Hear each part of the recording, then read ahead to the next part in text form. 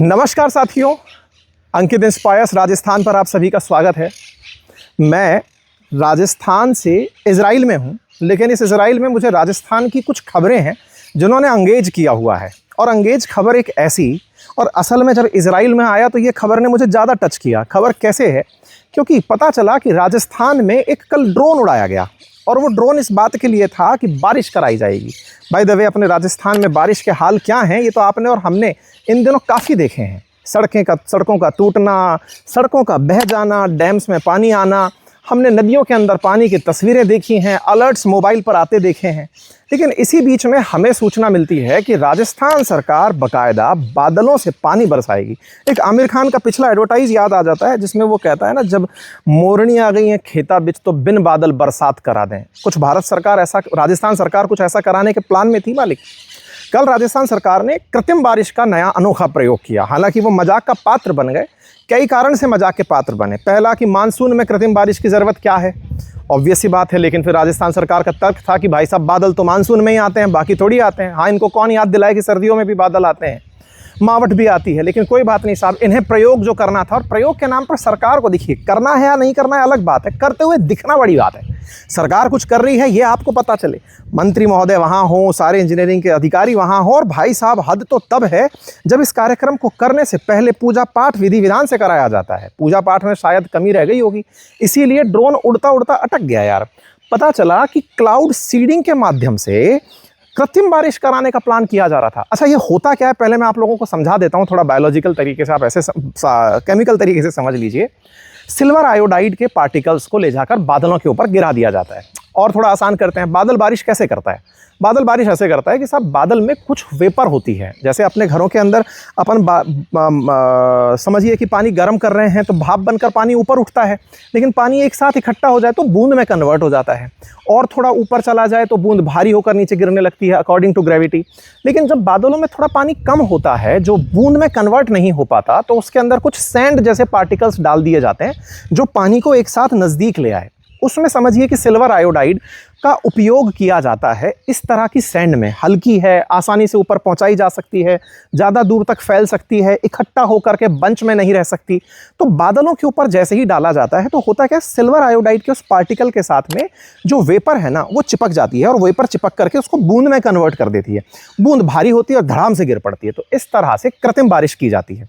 हाल ही के समय में, साल भर पहले दुबई के अंदर कृत्रिम बारिश की चर्चा हुई थी। नया फिनोमिना नहीं है, 1951 से दुनिया में इसके प्रयोग चल रहे हैं।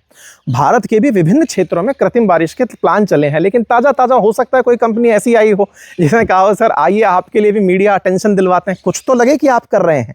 तो बस उस कुछ तो लगे कर रहे हैं टाइप से राजस्थान सरकार ने बुलाया एक कंपनी को, नाम जोड़ दिया कि यूएसए के साथ जुड़ करके कंपनी आई है। असल में कोई बेंगलुरु का स्टार्टअप था, यूएसए के साथ काम कर रहा था। स्टार्टअप फंडेड बाय यूएसए जैसे होते हैं वैसे था। आया और यहाँ आकर के ड्रोन उड़ाया। भाई साहब, ड्रोन देखने के लिए तमाशा इकट्ठा हो गया, क्योंकि हमारे यहाँ तो जेसीबी गड्ढा खोदे तो 100 लोग खड़े हो जाते हैं, ड्रोन उड़ेगा तो सोचिए ना क्या कुछ होगा। इंटरेस्टिंग बात क्या थी, ये हो कहाँ रहा था, दुखद था ये दुखद था। ये जो मैं आपसे व्यंग में बात कर रहा हूँ, इसके पीछे का बड़ा कारण है साथियों। ये दुखद इसलिए था क्योंकि ये हो रहा था हमारे रामगढ़ बांध में। रामगढ़ बांध, आज के युवा हो सकता है उसके बारे में इतिहास की जानकारी ना रखते हो, मैं आपको हल्का सा याद दिला देता हूँ। रामगढ़ बांध कभी जैसे आज बीसलपुर जयपुर की प्यास बुझाता है, ऐसे रामगढ़ बांध जयपुर की प्यास बुझाया करता था। इस रामगढ़ बांध में 1905 के आसपास इसका जब पूर्ण निर्माण हुआ, 15-20 साल बाद ये लबालब भर करके छलकने भी लगा था।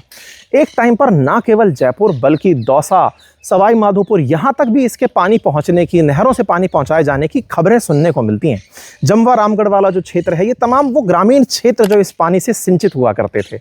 लेकिन फिर क्या हुआ, बांध है तो उपजाऊ ज़मीन है, उपजाऊ ज़मीन है तो लोग जाकर बसेंगे, लोग जाकर बसेंगे तो कई धन्ना सेठ यहाँ पर फार्म हाउस बनाएंगे, काफ़ी सारे सरकारों के लोग यहाँ पर जाएंगे, सरकारी नेता नगरी के लोग पहुँचेंगे, ब्यूरोक्रेटिक अधिकारी पहुँचेंगे, बड़े बड़े फार्म हाउस बनाएंगे। हुआ क्या, हुआ ये कि रामगढ़ बांध में पानी पहुँचाने के सभी रास्ते हो गए बंद। परिणाम ये निकला कि हमारा रामगढ़ बांध आज फबक फबक कर रो रहा है। सोचिए कि कभी जयपुर की लाइफलाइन होने वाला रामगढ़ बांध आज पानी के लिए तरस रहा है। मजाक तो तब होती है जब उस रामगढ़ बांध में पानी भरने के लिए उस बांध के ऊपर आए हुए जो क्लाउड्स थे उन पर कृत्रिम वर्षा की प्लानिंग होती है। मतलब ये हास्यास्पद है, ये चिंता का विषय है कि हम अब हंसे तो हंसे किस पर, रोएं तो रोएं किस पर। आप विचार कीजिए कि इस डैम के अंदर पानी लाने के जब जो सरकारी प्रयास संभव हैं। सिंपल सा प्रयास है कि आप अतिक्रमण हटाइए, जिन रास्तों से चलकर पानी आता था, जो एनीकट रास्तों में बना दिए गए, पानी के रास्तों को कैचमेंट में बदल दिया गया, रास्तों में जहां निवास होने लग गया, आप उन अतिक्रमण को हटाइए, पानी स्वतः आ जाएगा। लेकिन सरकार को क्या चाहिए? सरकार को चाहिए कि पूरे देश की मीडिया में छपे कि कृत्रिम बारिश कराने का प्रयास हुआ, राजस्थान उसमें विफल रहा। विफल रहने का मतलब समझ रहे हैं आप? विफल रहने का सिंपल सा अर्थ यह है कि राजस्थान सरकार ने ट्राई तो किया था रामगढ़ बांध को भरने के लिए, बिल्कुल वैसे ही है जैसे हम लोग पूछते हैं समुद्र में पानी कहां से आया। अरे बोले छोड़ो यार, धरती पे बारिश कराने की क्या ही जरूरत है, सीधा समुद्र में ले जाओ बादलों को और बरसा दो। यार ये हास्यास्पद है। बारिश का पानी जब कहीं जमीन पर बरसता है तो वो केवल डैम के लिए नहीं बरसता है, उस जमीन के लिए भी बरसता है जहां बारिश हुई है, वहां से वो परकोलेट होकर जमीन में जाता है, वहां से वो पानी पौधों में काम आता है, सिंचाई में काम आता है, कृषि में काम आता है। बांध में पहुंचा हुआ पानी ही काम का नहीं होता है। लेकिन फिर से हास्य जो पैदा करना था, और हुआ क्या? हास्य पैदा करने में तकनीकी ने भी सरकार का शायद साथ नहीं दिया, कंपनी का शायद साथ नहीं दिया। क्या हुआ? ड्रोन लेकर आए थे जिसमें सिल्वर आयोडाइड भरा था।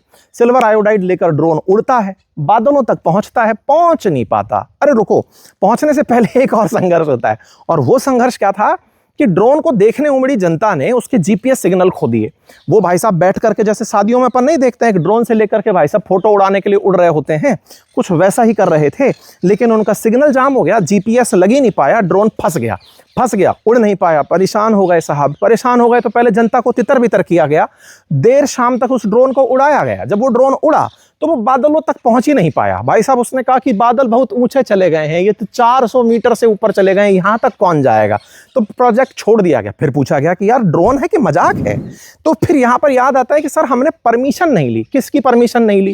बोले 400 मीटर से ऊपर उड़ाने के लिए डीजीसीए की परमिशन लगती है। अब डीजीसीए ने परमिशन नहीं दी तो बोले अब क्या करिएगा? सरकार हो कि मजाक हो? बोले 8 से 10 दिन में डीजीसीए परमिशन देगा। ये तो मजाक चल रहा है साथियों। मतलब मनोरंजन की हद ये हो गई है, मीडिया में आने की जो सरकारी प्रयास हैं, खबरों में बने रहने के जो सरकारी प्रयास हैं, उसमें यह हास्य पैदा होता है दुख के साथ में। कहते हैं कि दुख ही शायद हास्य का सबसे आसान तरीका है। आसान है मतलब विचारणीय तथ्य है कि जिस राजस्थान में बूंद बूंद के लिए हम तरसते हैं, जिस राजस्थान में हम लोग करप्शन से हम लोग परेशान हैं, सरकारी संसाधनों के दुरुपयोग से, वहाँ पर एक मनोरंजन का तरीका बना करके इसको यूज़ किया जाता है। बारिश के सीजन में ही आप कृत्रिम बारिश कराने निकलते हैं, वो भी फेल हो जाती है। और चलो आपने प्रयोग किया, प्रयोग के समर्थक होकर के साइंस का विद्यार्थी, एक आईआईटीएन छात्र होने के नाते मैं आपसे ये कहता हूँ कि चलो ये अच्छी बात है कि आप साइंस का उपयोग करके कृत्रिम बारिश करा रहे हैं, लेकिन विचारणीय तथ्य ये है ना कि परमिशन तो होनी चाहिए थी ना आपके पास। आप किस तैयारी से आए थे? आपके लिए पूरा जमवा रामगढ़ क्षेत्र से लोग इकट्ठे हो गए कि हाँ भाई यहाँ इस क्षेत्र में बारिश होगी, हमारे क्षेत्रों का ये डार्क जोन मिटेगा, पानी आएगा, चलो आपकी बात मान लेते हैं। लेकिन आप विचार करिए कि उस पानी के लिए परमिशन लेकर नहीं आए थे यार। अब बादल 10 दिन बाद आएगा क्या, जब आपके पास परमिशन आ जाएगी? बट हाँ, प्रयोग है, राजस्थान के अंदर चल रहे हैं। मैं इजराइल में हूं, और इजराइल में मुझे ये बात इसलिए याद आई साथियों, जिस जगह मैं खड़ा हूं ना, ये डेजर्ट है। और आप मेरे पीछे के दृश्य देखकर संभवतः आइडिया नहीं लगा सकते कि ये डेजर्ट है। मैं अगर आपको टेम्परेचर बताऊं तो इस समय इस जगह का टेम्परेचर 40 डिग्री से ऊपर है। मैं पसीने में बिल्कुल ओतप्रोत होकर के खड़ा हूं आपके सामने। नेगेव डेजर्ट में खड़ा हूं, 65% इजराइल डेजर्ट है। लेकिन यहाँ की कृषि देखते ही बनता है कि काश हम राजस्थान की सरकार वाले या सरकार जो है वो कुछ सीखती, यहाँ से सीख कर जाती कि डेजर्ट में भी लोग रह सकते हैं, डेजर्ट में भी किस तरह की कृषि की जा सकती है, किस तरह से पेड़ पौधों को बड़ा किया जा सकता है। साथियों, मैं आप सबसे ये रिक्वेस्ट करूंगा कि हम सरकारों को अकाउंटेबल बनाएं और खुद भी जिम्मेदारी समझें कि बारिश के बिना सब शून्य है, पानी बिना सब शून्य है। बारिश का पानी सड़कों पर बहकर यूं ही व्यर्थ हो जा रहा है, उससे काम नहीं चलेगा। आवश्यकता है उस पानी के सही संरक्षण का। इंतजार ये नहीं करना है कि ये 15 दिन की ही तो बात है, सड़कों पर बहकर चला जाएगा। अरे क्यों जाना, सड़कों पर बहना ही क्यों, वो जमीन में क्यों नहीं जा रहा, उस पानी का सदुपयोग क्यों नहीं हो रहा।